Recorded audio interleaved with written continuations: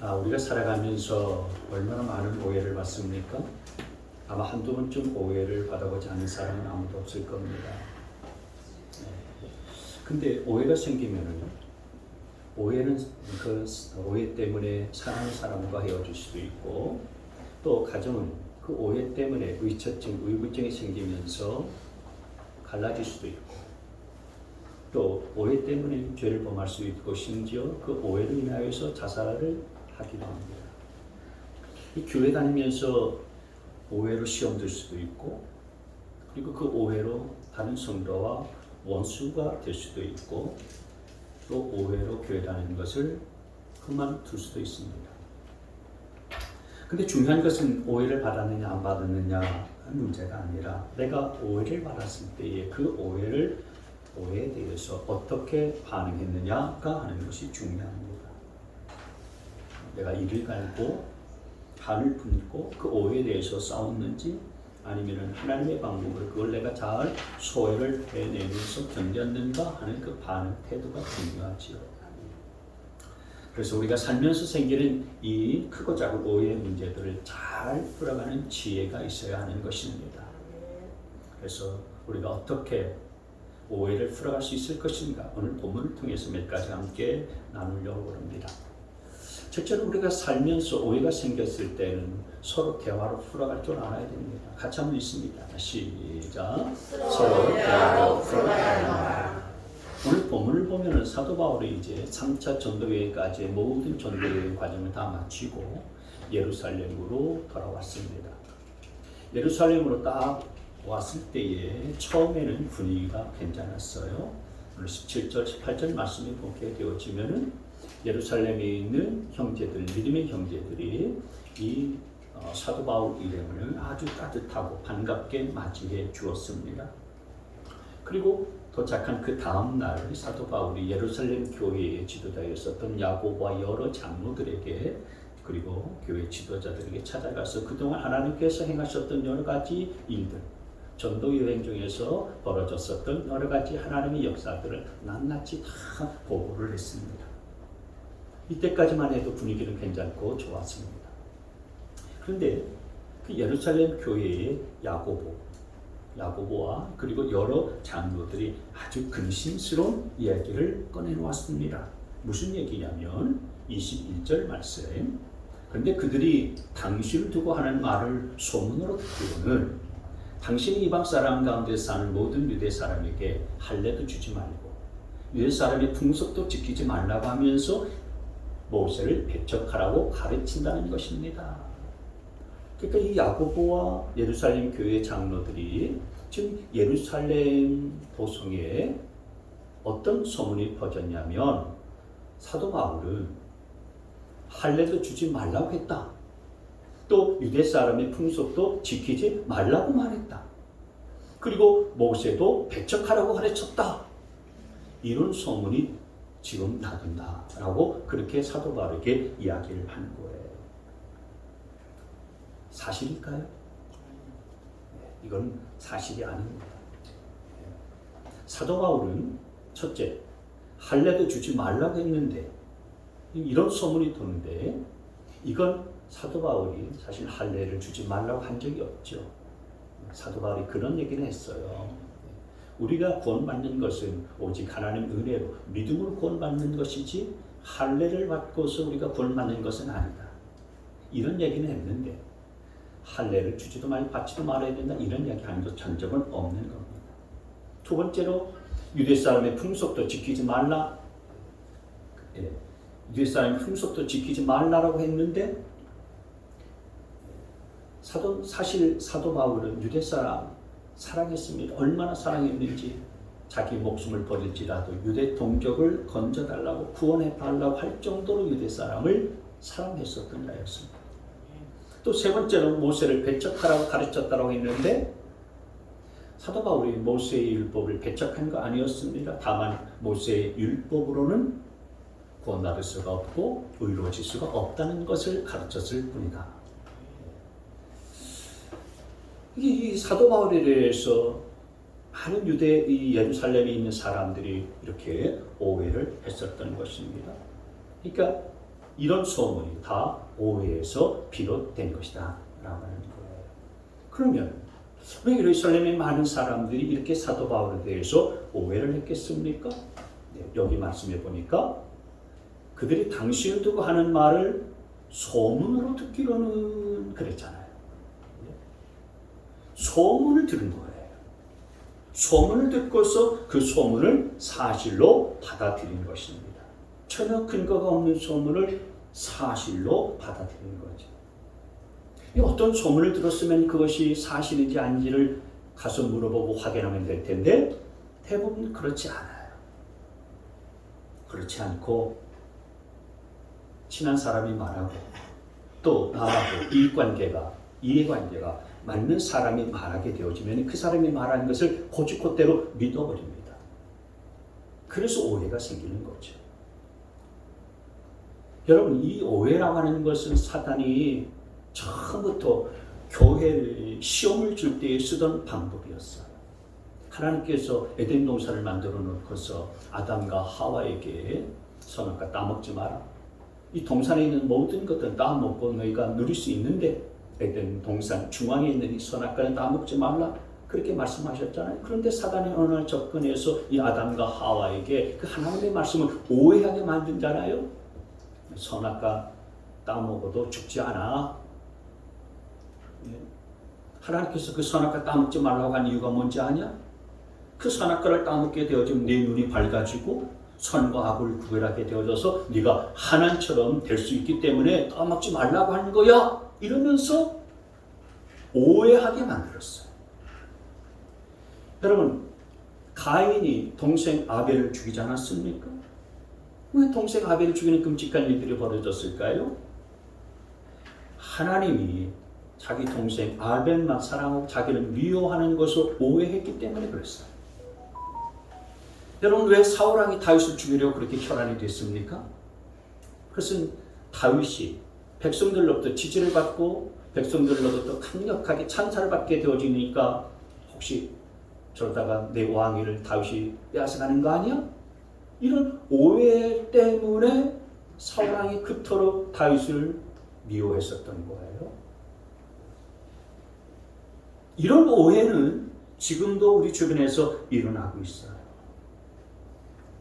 여러분, 이런 오해를 어떻게 풀어갈 수 있을까요? 본문 22절 말씀에 보시면은 이런 소문이 있고 이런 오해들이 있는데 당시 예루살렘 교회의 지도자였었던 야고보와 장로들이 야고보에게 뭐라고 말하냐면 그러니 어떻게 하면 좋겠습니까? 그들은 틀림없이 당신이 왔다는 소식을 들을 것입니다. 그러니 어떻게 하면 좋겠습니까? 라고 이렇게 지금 물어보는 거예요. 그렇습니다. 여러분, 오해를 풀어가려면 먼저 이렇게 물어보고 대화를 할 줄 알아야 되는 것입니다. 사단이 그렇게 한 말을 정말 진짜인지 하나님이 그렇게 말씀하셨는지 하나님께 물어보면 되지 않겠습니까? 가인도 정말 하나님께서 내 제사를 받지 않은 이유가 나를 미워해서 그런 것인지 하나님께 물어보면 되잖아요. 그리고 사울도 정말 다윗에게 네가 내 왕의 자리가 그렇게 탐나더냐? 이렇게 물어보면 되지 않겠습니까? 그러면 오해는 끝이 나는 것입니다. 체면이고 자존심이고 권위고 따질 필요가 없습니다. 대화하면 해결될 문제인 거죠. 심각한 상황에 처해 있습니다. 다른 사람들이 잘못 이해하고 있고 수근수근거리고 있습니다. 근데 그게 사실인지 아닌지는 상대방에게 물어봐야 되는 것입니다. 물어보지 아니하고 친한 사람의 말만 그대로 믿고서 단정해버리면 그 오해로 인하여서 심각한 문제가 벌어질 수가 있는 것입니다. 그렇기 때문에 오해가 있을 때는 그 오해를 풀기 위해서 가장 먼저 해야 할 일은 사실 파악을 위해서 서로 대화하는 거예요. 대화하는 겁니다. 오해할 만한 일들이 생기게 되어지면은 자존심이나 체면, 위신 내세우지 말고 빨리 대화하는 것이 그 무엇보다도 중요한 거예요. 문제가 더 커지고 복잡해지기 전에 먼저 대화를 하는 것이 필요한 것입니다. 여러분, 사람이 살면서 늘 오해할 수밖에 없습니다. 우리가 이걸 인정해야 되는 것입니다. 오해할 수밖에 없는 것이 사람의 한계예요. 한계. 사람은 완전하지 않습니다. 불완전합니다. 내가 보는 것이 다가 아니라는 사실들을 우리가 기억할 필요가 있습니다. 사람은 다 자기가 보고 싶은 것만 봅니다. 자기에게 유리한 쪽으로만 해석합니다. 그래서 어떤 것을 보면 100이면 100, 1000이면 1000, 전부 다 사람마다 다 다르게 볼 수밖에 없습니다. 왜냐하면 자신의 관점과 자신의 시각으로 보기 때문에 그런 것입니다. 그림 보세요. 이쪽 사람이 보면 이 숫자는요 6이고 저쪽 사람이 보면 이 숫자는 뭡니까? 9입니다. 다 자기 입장에서 자기 시각으로 보게 되어지니까 이건 6이다. 왜 9라고 주장하느냐? 저 사람이 보니까 자기 입장에서 이건 9인데 왜 또 당신은 6이라고 주장하느냐? 관점이 다르니까 이거 다르다는 사실들을 인정하지 않으면 오해가 생길 수밖에 없는 거예요. 그리고 여러분, 우리 안에는 또 언어의 한계가 있습니다. 똑같은 사랑이라는 말도요, 사랑이라는 말 속에는 정말 이성적인 사랑이 들어있을 수도 있고 또 친구 간의 사랑, 우정도 들어갈 수 있을 수가 있고 그 사랑 속에는 형제 간의 사랑도 들어갈 수 있을 수가 있잖아요. 예를 들어서 제가 홍 권사님에게 홍 권사님 사랑합니다 그랬어요. 우리 교회는 홍 권사님이 없으니까 참 다행입니다. 홍 권사님에게 사랑합니다 그랬습니다. 근데 난 그냥 주님의 사랑을 담아가지고서 주님의 사랑으로 권사님을 사랑합니다 라고 그렇게 말한 거예요. 근데 옆에서 셈이 많은 박 권사님, 우리 박 권사님도 없습니다. 박 권사님이 그걸 듣고서 그걸 어떻게 생각했냐면 이성적인 사랑으로 자기가 받아들인 거예요. 그러면 오해가 생길 수밖에 없습니다. 어머, 목사님이 홍 권사님 사랑한대? 음흉해. 좀 묘해. 자기는 목사님이 홍 권사님을 사랑한다는 그 말을 듣고서 세밀하기도 했지만은 이성적인 사랑으로 자기는 생각하고 받아들였었던 거예요. 그러면서 이상하다고 생각한 겁니다. 뭐가 이상합니까? 자기가 이상하다고 생각한 것이 문제죠. 그러니까 여러분, 오해가 있을 때는 서로 대화하고 그리고 서로의 생각을 나누는 것이 그 무엇보다도 중요한 것입니다. 결혼을 한번 잘못해가지고 평생 할아버지한테 고통을 당하고 겪고 사는 한 할머니가 있었어요. 이 할머니가 뒤늦게 예수님을 믿고 교회 다니기 시작했는데 열심히 교회 다녔어요. 교회에서 어느 날 부흥회가 있었습니다. 부흥회도 열심히 참석했어요. 그래서 은혜를 많이 받았는데 부흥회 끝나고 난 다음부터 이 할머니가 교회를 나오지 않는 거예요. 그래서 목사님이 걱정이 돼서 할머니 댁에 방문을 했습니다.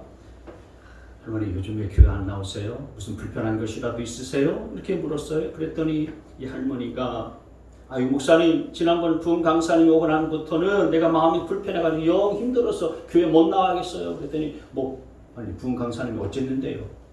그랬더니 이 할머니가 하는 말이 그때 부흥 강사님이 열심히 기도하면 하나님이 영감을 2배나 주신다고 말했잖아요. 지금 내가 있는 영감 하나도 내가 감당하기 어려운데 영감 또 주면 나는 죽어요. 못 살아요. 이렇게 여러분 말이 어가 다르고 아가 다르잖아요.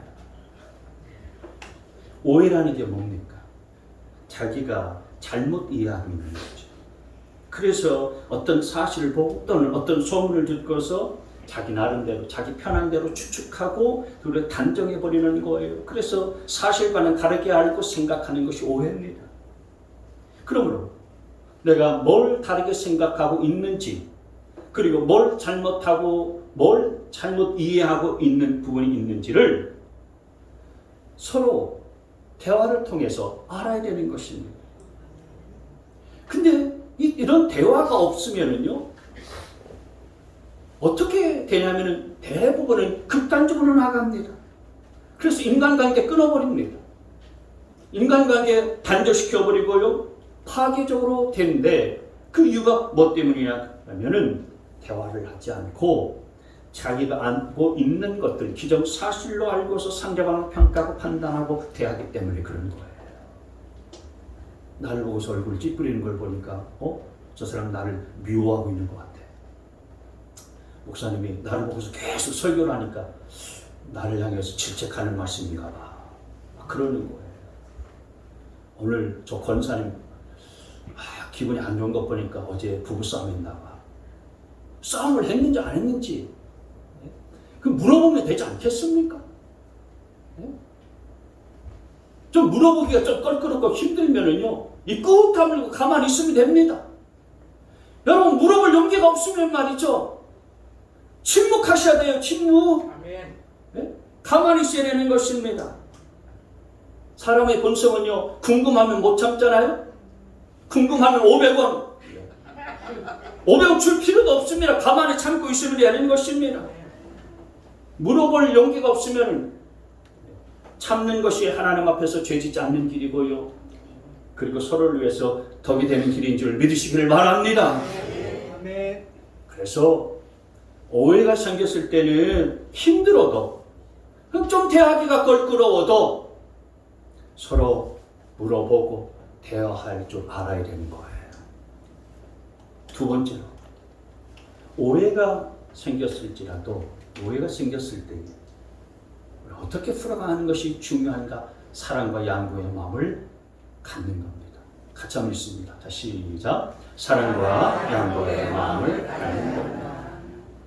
자, 이렇게 예루살렘에 왔는데도 불구하고 예루살렘에 수많은 사람들의 사도 바울에 대해서 오해를 하고, 이런 오해가 소문으로 퍼져나가서 예루살렘에 수많은 사람들이 다 사도 바울에 대해서 모두 악감정을 갖게 됐어요. 그러니 사도 바울은 자기가 말하지도 아니하고 행하지 않은 일들에 대해서 이렇게 오해를 받게 됐으니 얼마나 억울하고 얼마나 답답했겠습니까?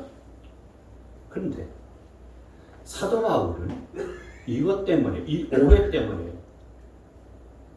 억울하다고 펄펄 뛰지도 않았고 그것에 대해서 굳이 변명하려고 하지도 않았어요.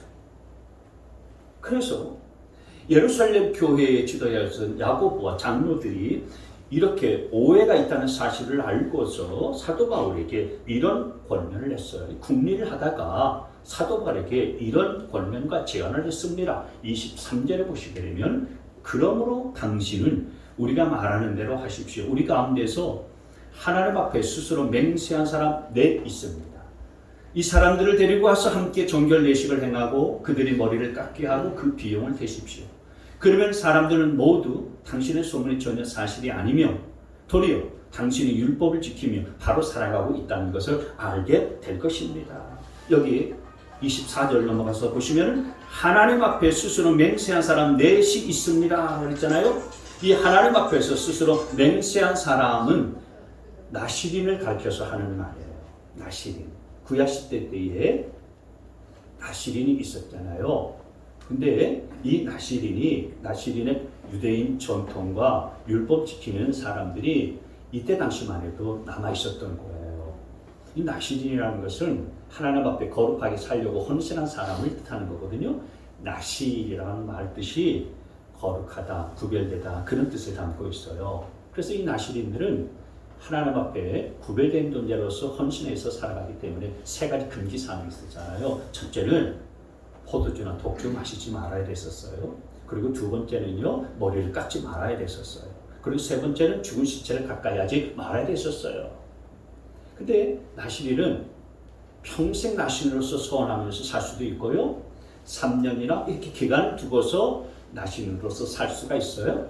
근데 그 나시린의 서원한 기한이 끝나게 되어지면은 하나님 앞에서 이제 머리도 깎을 수가 있고, 하나님 앞에서 이제 제물을 드리면서 그동안 나시린으로 헌신하면서 살아가게 하셨던 것에 대해서 감사를 표하게 되어 있어요. 그 율법으로 그렇게 되어져 있어요. 그래서 감사의 표시로 양 3마리, 무교병 1광주리 하나님 앞에 제단으로 가져가서 제사를 드려야 했었어요. 근데 오늘 지금 예루살렘 교회 야고보와 장로들이 제한 이 내용을 가만히 보면 여기 하나님 앞에 맹세한 나시린 이 네 사람은 경제적인 여유가 그렇게 좋지 않았었던 사람이었었던 것 같아요. 하나님 앞에 그 재물까지도 드릴 수 없을 정도로 아주 가난한 사람이었었던 것 같아요. 그래서 돈이 없어서 머리도 깎지 못하고 정결 예식도 제대로 치르지 못하는 그런 사람이었었던 거예요. 그래서 제안하는 거예요. 이런 사람들이 있으니까 이 네 사람을 당신이 데리고 와서 당신이 비용을 대서 머리도 깎게 하고 그리고 정결 예식도 치러 주십시오. 그러면 당신에 대한 오해로 인한 소문들이 풀려질 겁니다. 이런 이야기를 하고 권면을 한 거예요. 이런 제안을 받았을 때 사도 바울의 입장에서는 여러분 어떤 생각을 하셨겠습니까? 아니 여러분 같으면은 이런 권면을 들었을 때에 무슨 생각을 했겠습니까? 저 같았으라면요. 아니 내가 왜 돈을 내가지고 남의 머리를 깎아주고 정결예식도 치러야 됩니까? 내가 오해를 산 것만도 내가 참 억울하고 분하기 짝이 없는데 그랬을 것 같아요. 그렇지 않습니까? 내가 왜 남의 비용 돈 들여가지고 남의 머리도 깎아주고 정결예식도 치러줘야 말이죠. 따져보고 싶은 마음이 더 컸을 거예요. 근데 사도 바울이 그러지 않고서요. 26절 말씀에 사도 바울은 그 다음날 그 네 사람을 데리고 가서 함께 정결 예식을 한 뒤 성전에 들어갔다.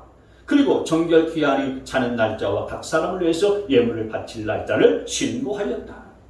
굳이 이렇게까지 할 필요는 없었지만은 그러나 그들의 요구대로 그들의 권고대로 다 그대로 행했다라는 것입니다. 사도 바울이 이렇게 한 이유는 뭐겠습니까? 휴유가 있습니다. 고린도전서 9장 19절 20절에 보시면 사도 바울이 한 고백이에요. 나는 어느 누구에게도 얽매이지 않은 자유로운 몸이지만 많은 사람을 얻으려고 스스로 모든 사람의 종이 되었습니다. 유대 사람에게는 유대 사람을 얻으려고 유대 사람 같이 되었습니다. 율법 아래에 있는 사람들에게는 내가 율법 아래에 있지 않으면서도 율법 아래에 있는 사람을 얻으려고 율법 아래에 있는 사람 같이 되었습니다.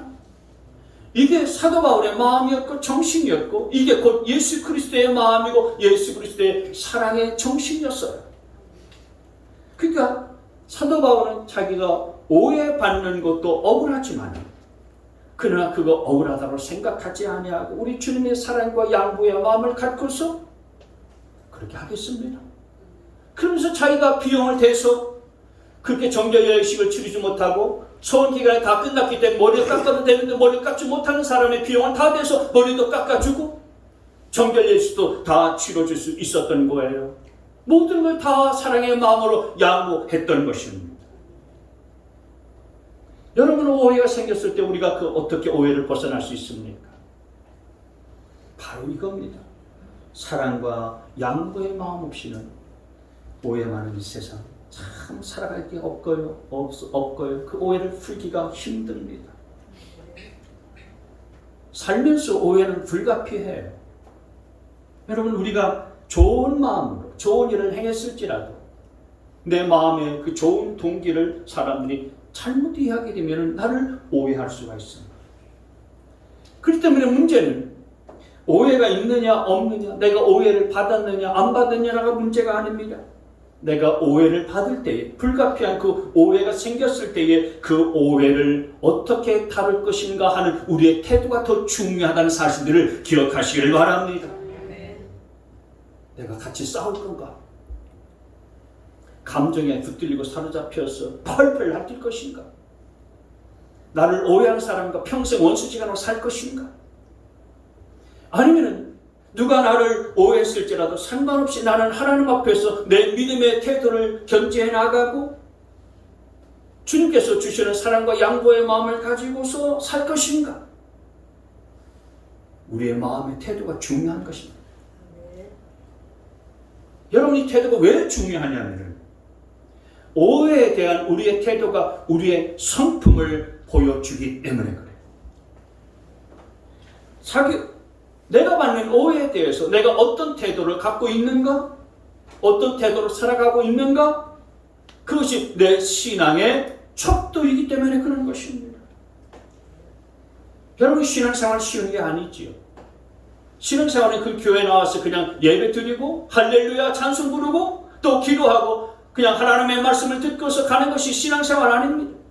그게 신앙생활이 전부가 아니고 그것으로 신앙생활은 다 끝나는 거 아닙니다.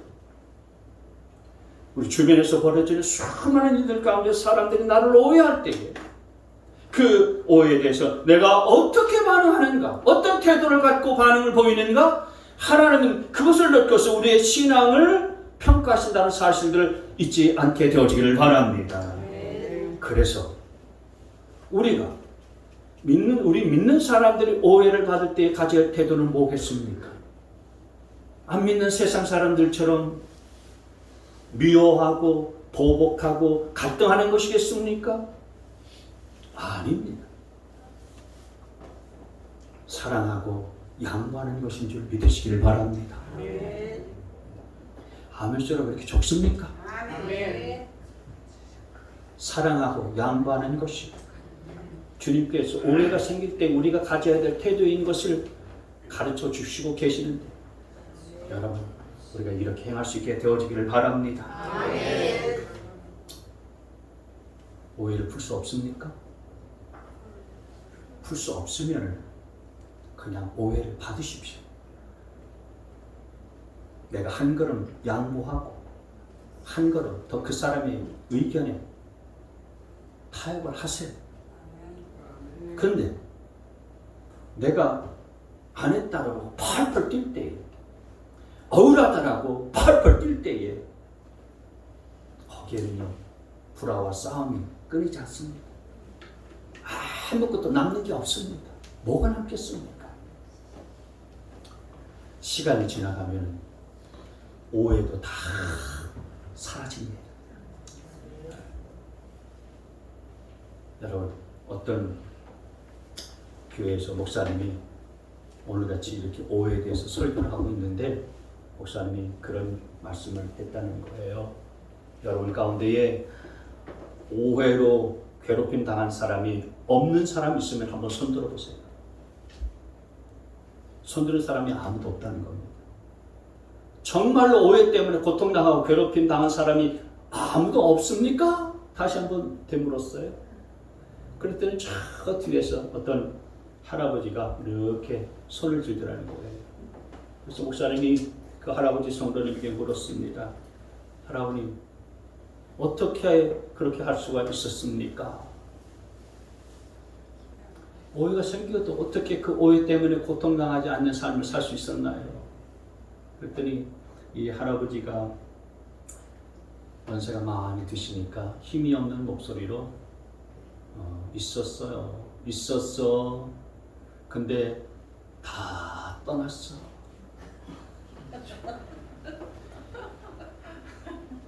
다 죽었대요. 여러분, 그렇습니다. 다 떠나갑니다.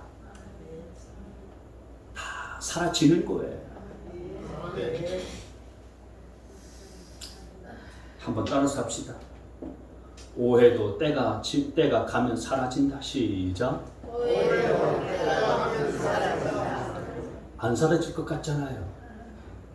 안 잊혀지고요. 안 떠나갈 것 같지 않습니까? 다 떠나가고 다 사라집니다. 예. 죽으면 다 사라지지 않습니까? 예. 오늘 정말 저와 여러분이 이런 오해가 있을 때 하나님의 자녀다운 그런 사랑과 양보의 마음을 하나님께서 우리에게 기대하시고 원하십니다. 저와 여러분이 사도 바울처럼 사랑과 양보의 마음을 갖게 되시길 주님의 이름으로 축복합니다. 세 번째로 살다가 오해가 생겼을 때는 하나님께 맡기는 믿음의 마음을 가지셔야 됩니다. 같이 한번 읽습니다. 시작. 하나님께 맡기는 믿음의 마음이 필요하다. 오해를 받았을 때, 오해를 겪었을 때는 여러분, 우리의 마음이 너무나도 분하고 억울합니다. 그리고 그것 때문에 내가 말할 수 없는 손해를 봤을 때는 마음의 상처를 씻을 수가 없습니다. 그게 잘 잊혀지지가 않습니다. 어떻게 되겠습니까? 성경의 말씀을 드려야 됩니다. 하나님이 우리에게 하시는 말씀을 우리가 들을 줄 알아야 됩니다. 성경은 뭐라고 말씀하고 있습니까? 오해가 생겼을 때 그 모든 것들을 맡겨라. 주님께서 그렇게 말씀하셨습니다. 베드로전서 5장 7절 말씀 시작. 여러분의 걱정을 모두 하나님께 맡기십시오. 하나님께서는 여러분을 돌보고 계십니다. 믿으시기를 바랍니다. 무엇보다도 오해받는 것을 통해서는 하나님께서 그 모든 것들을 합력해서 선을 이룰 수 있는 분이라는 사실을 믿게 되어지기를 바랍니다.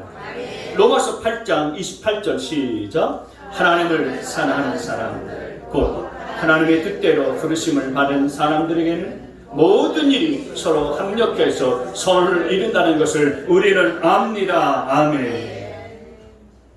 우리 인생의 역사는 환경에 의해서 저절로 되는 것이 아니라 하나님께서 우리를 붙들고 계신 믿음으로 하나님 앞에 맡겨야 하는 것입니다. 아멘. 그래서 하나님은 우리가 하나님 바라오기를 원하시는 거예요. 어떤 일들과 어떤 상황과 오해가 생겼을지라도 나를 바라보라고 하나님께서 말씀하시고 내게 맡기라고 하나님께서 말씀하시니 이 하나님의 말씀을 듣고 하나님의 말씀대로 순종함에 따라 살 수 있게 되기를 바랍니다. 내 생각으로는 야 이제 끝났다. 속수무책이구나. 이 소문을 어떻게 하냐. 동네방네 소문 다 퍼졌는데 이제 어떻게 사냐? 여러분 우리가 그렇게 낙심하고 이렇게 좌절할 때에 하나님께서는 새로운 기회를 만드시고 하나님의 새 역사를 일으키시기를 계획하신다는 사실들을 기억하시길 바랍니다. 우리 침례교의 유명한 세계적인 설교자 목사님이 계신데 영국의 스펄전 목사님이세요. 이분이 설교의 황태자로 불리시는 분이신데 목회를 하시다가 굉장히 낙심할 만한 일들이 있었어요. 교회에 안 좋은 소문이 쭉 돌기 시작하더니 그 오해를 풀려고 몸부림쳐봤지만은 풀리지가 않는 거예요. 점점점 퍼져나가는 소문과 오해 때문에 목사님이 사역을 그만둬야 되겠다. 이런 마음을 먹고 마지막 성도들의 가정을 신방하고서 그만두기로 했어요. 그래서 시골에 좀 외곽에 사는 그런 성도에게 신방을 갔는데 신방을 하고 예배를 드리고 나왔는데 그 집에 소가 몇 마리 있었습니다. 근데 소들이 다 우리 안에서 누워있는 것이 아니라 소 우리까지 소들이 다 목을 쭉 내밀고 풀밭을 바라보고 있는 거예요. 한 마리도 아니고요. 여러 마리가 다 똑같이 그렇게 넋이 빠지라고요. 풀밭만 그렇게 거기만 쳐다보고 있는 겁니다. 그래서 스펄전 목사님이 주인에게 물었어요. 아니 왜 소가 저렇게 목을 길게 빼고 밖을 쳐다보고 있는 겁니까? 그랬더니 하는 얘기가 목사님 소가 담장을 뚫을 수도 없고 우리를 뚫고 나갈 수도 없으니까 주인이 언젠가 문 열어주기만을 기다리고 있는 거예요. 그렇게 대답을 했답니다. 그래서 그 대답을 듣고서 스펄전 목사님의 마음속에 머릿속에 벼락같이 그렇게 스치고 있는 것이 와 닿았어요. 그게 뭐냐면 그렇구나. 나는 지금 우리에 갇혀있는 곳이구나. 이 고난의 벽에 갇혀있구나. 내가 여기서 울고 좌절하고만 있을 것이 아니라 이 고난의 벽을 넘어서 하나님을 기다려야 되겠다. 하나님께서 저 푸른 초장으로 언젠가 나를 인도해 주실 거야. 여러분 믿음이 뭡니까? 믿음은 선하신 하나님이 나를 인도해 주실 것을 바라고서 기다리는 것이 믿음인 줄 믿으시길 바랍니다. 수많은 오해가 있고 좋지 않은 환경들이 내 앞에 펼쳐져 있음에도 불구하고 언젠가는 하나님께서 이 모든 환경을 넘어서서 내게 반드시 선과 축복들을 이루어 주실 것이라는 것을 바라보면서 기다리는 것이 믿음인 줄 믿습니다. 최근에 어떤 오해를 받으셨습니까? 우리 주님도 평생 오해를 받으시면서 사셨잖아요. 언젠가는 우리 주님께서는 자기 형제들 가족 식구로부터 미쳤다는 소리까지 들었어요. 미쳐서 저러고 있습니다. 그런 소리도 들었습니다. 그러나 주님은 단 한 번도 당신을 오해하고 고소하는 자들과 맞서 싸우지 않았어요. 오해라는 것은 무섭습니다.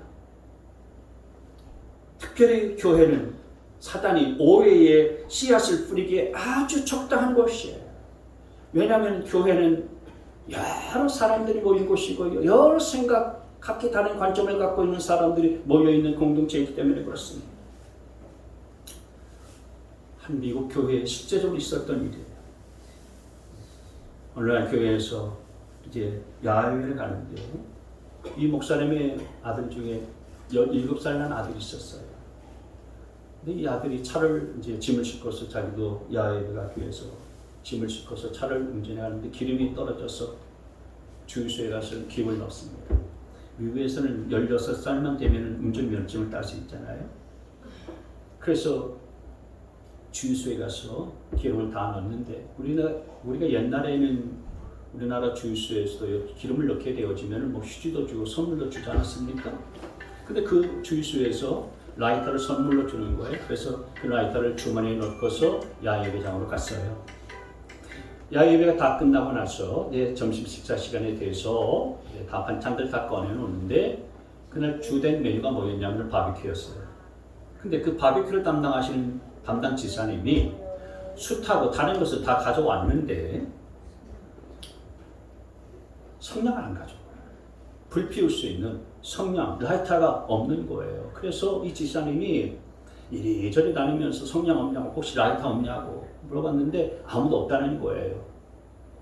있어도, 라이터가 있어도요, 주겠습니까? 혹시 담배 피울 사람을 오해받을 것 같으니까 안 줬겠지요. 근데 이 목사님 아들이 그 집사님 보고서 나한테 라이터가 있어요. 그러면서 라이터를 주더라는 거예요. 그래서 그 라이터로 이제 불을 피워가지고서 바베큐를 잘 해먹고 야외 다 끝나고서 이제 다 파해서 각자 집으로 다 돌아갔습니다. 근데 그때 그 라이터를 받았던 바베큐 담당 남자 집사님이 저녁에 잠자리 들 때 자기 아내 집사님에게 그런 얘기를 했어요. 여보, 우리가 마크를 위해서 기도해야 되겠어요. 마크는 그 목사님 아들 이름이에요. 그러니까 아내 집사님이 하는 말이 아니 왜요? 그날 있었던 이야기를 하는 거야. 17살 난 청소년이 라이터를 주머니에 넣고 다니면 뻔한 거 아니겠어? 뻔한 거 아니겠어? 담배 피우고 다닐 건 아니겠지요. 그리고 그 다음날 이 아내 집사님이 다른 집사님들에게 전화하면서 아니 글쎄 목사님 아들이 담배를 못 끊어서 피우고 다닌다는데 집사님 우리가 좀 기도해야 되겠어요. 소문이 그렇게 퍼져나갔습니다. 그 소문이 한 주, 두 주 퍼져나갔는데 한 달 후에는 그 소문이 어떻게 돌았냐면은 목사님 아들이 마리화나 대마초를 피우는 것으로 소문이 도는 거예요. 맞아, 그래 어쩐지 머리에 염색도 하고 청바지 치수신 청바지 입고 다니고 뭔가 좀 이상했었어. 그 문제 때문에 장로교회라서 당회가 열렸어요. 목사님은 휴가를 갔다 왔습니다. 여름 휴가를 갔다 오니까 장로들이 당회를 열고서 뭔가를 결정하고 목사님께 이야기를 했어요.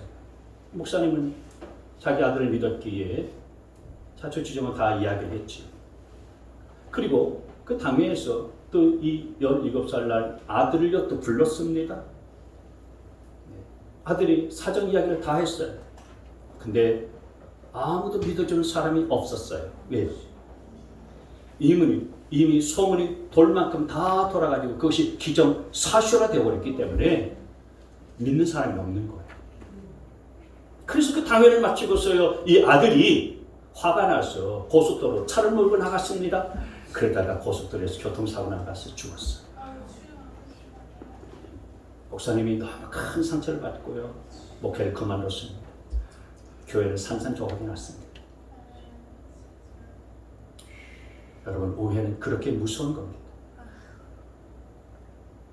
우리도 알게 모르게 다른 사람에게 오해의 씨앗을 뿌리고 있지는 않는지 우리 자신들을 한번 살펴볼 필요가 있습니다. 사단이 그 오해의 씨앗을 뿌리기에 가장 좋은 것이 어디냐? 바로 교회고 목장입니다. 혹시 지금까지 살아오면서 다른 사람에게 내가 의도했던 의도하지 않았던 아무 근거 없는 오해의 말을 내가 전하지는 않았습니까? 또 내가 오해를 받았다면 그 오해 속에서 나는 낙심하고 절망하지는 않았습니까? 오늘 사도 바울에게 있었던 이 태도와 자세를 우리가 쫓아갈 수 있게 되어지기를 원합니다. 살다가 오해가 생기면 첫째, 힘들지라도 서로로 대화하기를 포기하지 않게 되어주시기를 바랍니다. 두 번째, 주님의 사랑과 양구의 마음을 갖게 되어지기를 바랍니다. 세 번째, 오해 속에서도 하나님께 모든 것들을 맡기는 믿음의 마음을 갖게 되어지기를 바랍니다. 그래서 우리 모두가 이런 모든 고통의 길들을 다 견딘 다음에 하나님께서 너무너무 아름다운 축복을 저와 여러분 가운데 부어 주실 것을 믿게 되시기를 주님의 이름으로 축복합니다.